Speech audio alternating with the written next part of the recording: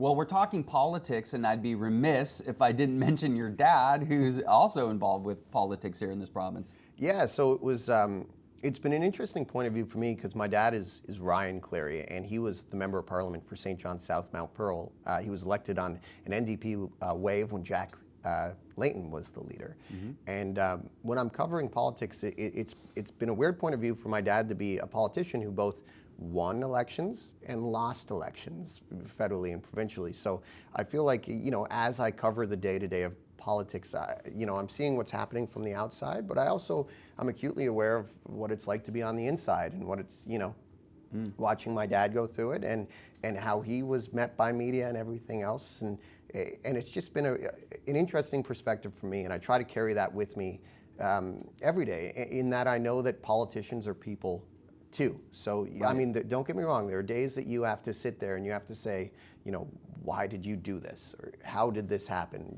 There are tough questions to ask, but, the grain of salt is, again, that politicians are people, and I try to walk that fine line of asking the hard questions, but also being respectful.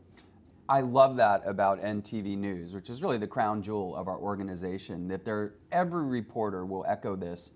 There's a commitment to neutrality and reporting the facts. We report, you decide.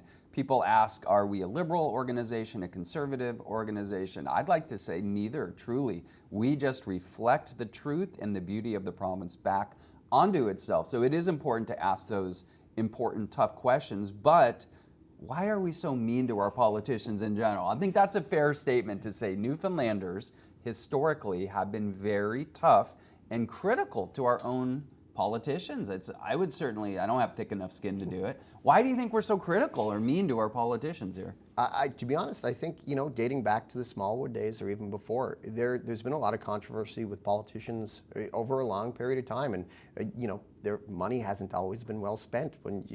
We still talk about Muskrat Falls. Here in this newsroom once a week, Muskrat Falls is mentioned in just about every political story, or anytime money comes up, because whenever anything's asked about the budget or anything like that, even in the House of Assembly, Muskrat Falls and billions of dollars wasted continues to come up. So we have to be critical because they're spending our money. But Absolutely. At the same point, it's important to be respectful. And like you said about the NTV Newsroom, it starts from the top with our news director, Mark Dwyer, and even the Sterling and Sterling's and ownership.